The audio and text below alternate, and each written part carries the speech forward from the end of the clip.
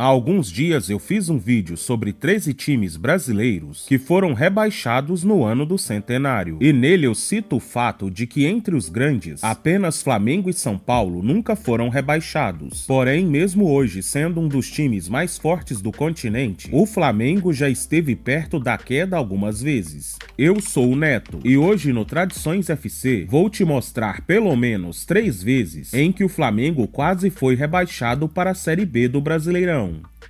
Para começar, vou falar de 2001. O início do século XXI começou bem para o rubro-negro. No primeiro semestre, o clube conquistou o tricampeonato carioca. Outro título da temporada foi a Copa dos Campeões do Brasil, um antigo e extinto torneio que reunia os campeões estaduais e regionais. E seu vencedor seria o 4º representante brasileiro na Copa Libertadores. A decisão daquele ano foi cheia de gols, e o Flamengo venceu São Paulo por 7-6 no agregado. O elenco carioca de 2001 tinha tudo para ir bem no Brasileirão, pois além do bom início de ano, o clube contava também com grandes nomes, como Edilson, o zagueiro Juan, o goleiro Júlio César e, é claro, Petkovic. Além do mais, a equipe era comandada simplesmente pelo lendário Zagallo. Porém, nada saiu como planejado. O Campeonato Brasileiro de 2001 contou com 28 times e 2 fases. Na primeira etapa, todos jogaram contra todos em um turno único. Os 8 primeiros avançavam para a segunda fase de classificatórias e os 4 últimos seriam rebaixados para a Série B. Das 27 partidas que disputou, o rubro-negro venceu apenas 8, empatou 5 vezes e perdeu 14 jogos. Destas 14 derrotas, 2 chamam atenção. Na 4ª rodada, por exemplo, o Flamengo perdeu de 4-0 para o Atlético Paranaense e na 16ª perdeu no clássico contra o Vasco pelo placar de 5-1. Após passar várias rodadas na zona de rebaixamento, o escape só veio no último jogo. O adversário da 27ª rodada foi o Palmeiras, e com gols do zagueiro Juan e outro belo gol do atacante Roma, o Flamengo venceu por 2-0, se livrando da Série B por um tris. Na tabela geral, a equipe do Rio de Janeiro terminou na 24ª posição, com apenas 2 pontos de vantagem sobre o Santa Cruz, o primeiro rebaixado em 2001.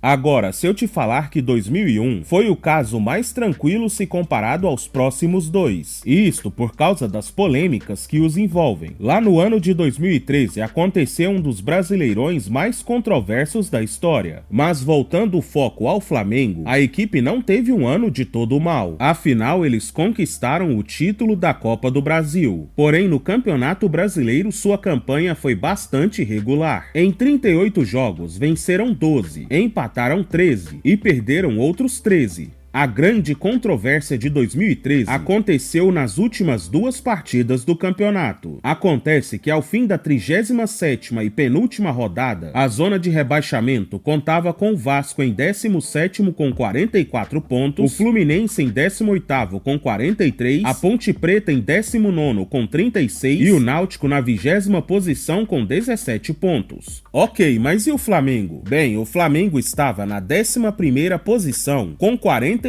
pontos, ou seja, neste momento sem nenhum risco de rebaixamento. Enfim, na última rodada, a 38ª, 4 jogos chamaram a atenção. O Vasco, que lutava contra o rebaixamento, jogou contra o Atlético Paranaense. Por sua vez, o Fluminense, também lutando contra a queda, teve que enfrentar o Bahia. A Portuguesa, que tinha pequenas chances de rebaixamento, enfrentaria o Grêmio. Já o Flamengo, até então livre da zona, jogou contra o campeão daquele ano, Cruzeiro. Este jogo era para ser festivo, uma espécie de jogo das faixas. Esta partida entre Flamengo e Cruzeiro foi realizada no sábado, dia 7 de dezembro de 2013, e o placar final ficou em 1-1. Já outros 8 jogos ocorreram no domingo, dia 8. O Fluminense venceu o Bahia fora de casa por 2-1. O Vasco foi goleado pelo Atlético Paranaense por 5-1. A Lusa empatou em 0-0 com o Grêmio. E a tabela final ficou da seguinte forma: o Flamengo terminou em 11º com 49 pontos, seguido da Portuguesa em 12º com 48. Os rebaixados foram Fluminense com 46, Vasco da Gama com 44, Ponte Preta com 37 pontos e Náutico com 20 pontos conquistados.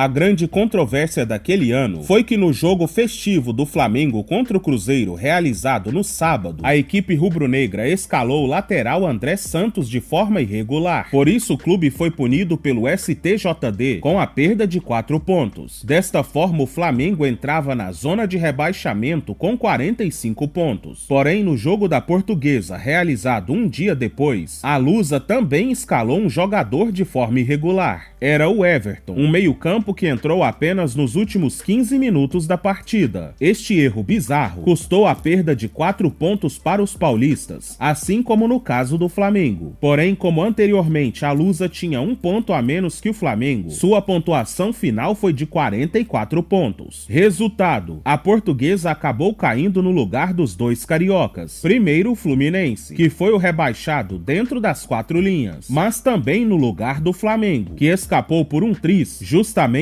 por causa do mesmo erro cometido pelos paulistas. Todo este imbróglio despertou uma grande desconfiança de boa parte dos torcedores. Alguns dizem que o Fluminense foi beneficiado, já outros dizem que o Flamengo foi quem saiu ganhando. A situação foi tão séria que o Ministério Público de São Paulo investigou o caso por 3 anos. Apenas no início de 2016, todo o processo foi arquivado por falta de evidências. Para finalizar, vou falar de 1995, provavelmente o mais emblemático dos quase rebaixamentos do Flamengo. O Clube de Regatas Flamengo surgiu em 1895, portanto, 1995 foi o ano de seu centenário. E para fazer jus a esta data tão especial para o clube, o então presidente rubro-negro Kleber Leite resolveu montar um verdadeiro elenco de estrelas. Uma delas era Branco, um lateral que havia acabado de ser campeão da Copa do Mundo com a seleção brasileira. Outra grande contratação foi da lenda do futebol Romário. A chegada do baixinho foi um absurdo para aquela época. Afinal, além de recentemente ter ganho a Copa do Mundo, ele era o atual melhor jogador de todo o mundo, vindo diretamente do Barcelona. Para você ter uma ideia, é como se hoje algum time brasileiro contratasse o Vinícius Júnior do Real Madrid, ou Cristiano Ronaldo e Messi no auge, ou quem mais você quiser colocar nesta lista. Enfim, foi uma grande aquisição. Romário e Branco se juntaram a Sávio, um grande meia-atacante flamenguista da época. Por fim, o comando deste elenco estava nas mãos de Vanderlei Luxemburgo, um dos maiores treinadores brasileiros na década de 90. 1995 era promissor, mas ao longo da temporada, o melhor que o Flamengo conseguiu foi chegar à final da extinta Supercopa Libertadores. Decisão, aliás, que eles perderam para o Independiente da Argentina. Já pelo Campeonato Carioca, mais uma derrota na decisão, desta vez para o Fluminense, e com direito ao famoso gol de barriga de Renato Gaúcho. Na Copa do Brasil, os cariocas foram eliminados na semifinal diante do Grêmio. Ainda no começo do ano, a perda do título estadual e também desavenças com Romário fez com que Luxemburgo pedisse demissão do cargo de treinador, e Edinho foi escolhido para ser o substituto de Vanderlei. Junto com o novo treinador, o Flamengo trouxe mais uma contratação animal: Edmundo, um dos maiores atacantes brasileiros dos anos 90. O ex-jogador palmeirense chegou ao rubro-negro com status de craque e se juntou a Sávio e Romário para formar o chamado melhor ataque do mundo. Porém, o trio dos sonhos não chegou a funcionar e pouca coisa fizeram juntos. O Campeonato Brasileiro de 95 contou com 24 times. Eles estavam divididos em 2 grupos de 12, onde na primeira fase, os clubes de cada grupo jogavam entre si, e em uma segunda etapa, um grupo enfrentava o outro. Por fim, os 4 melhores da classificação geral avançavam para a semifinal, e as 2 piores equipes seriam rebaixadas. O Flamengo ficou no grupo A, e na primeira fase teve um péssimo início de Nacional. Nas 5 primeiras partidas, somou apenas um empate, uma vitória e 3 derrotas. Com isso, lá se foi o segundo técnico do ano. Edinho foi demitido e, para a surpresa geral, o substituto escolhido foi o Washington Rodrigues, mais conhecido como Apolinho. Apolinho era um radialista esportivo que pela primeira vez na vida iria treinar um clube profissional. Pois bem, não adiantou muita coisa. De todos os 11 jogos que o rubro-negro fez na primeira fase, eles venceram apenas 2, empataram outros 2 e sofreram 7 derrotas. Resultado, terminaram na última posição do grupo. Porém, na segunda fase, a campanha foi um pouco melhor, com a equipe terminando na 7ª posição entre 12 times. Na tabela final e geral do Campeonato Brasileiro, o Flamengo ficou na 21ª posição, ou seja, ele foi um dos últimos 4 colocados. Porém, em 1995 não caíram 4, mas sim 2 clubes, neste caso o Paysandu e o União São João de São Paulo. A grande problemática daquele campeonato é que algumas pessoas levantam a hipótese de que a CBF mudou as regras do rebaixamento apenas para beneficiar o clube do Rio de Janeiro. Esta alegação ganhou força com uma suposta afirmação atribuída a Paulinho, em que o ex-radialista e treinador afirmava ter vergonha da ajuda recebida pela CBF. Entretanto, esta fala nunca foi comprovada. Aliás, o próprio Washington Rodrigues desmentiu tal afirmação. Uma outra prova bem mais concreta a favor do Flamengo vem de uma matéria publicada pela Folha de São Paulo no dia 18 de julho de 1995, um mês antes do início do Campeonato Brasileiro. Nesta matéria já está definida a fórmula de disputa da Série A daquele ano, e lá já estava claro que apenas as últimas 2 equipes da competição seriam rebaixadas.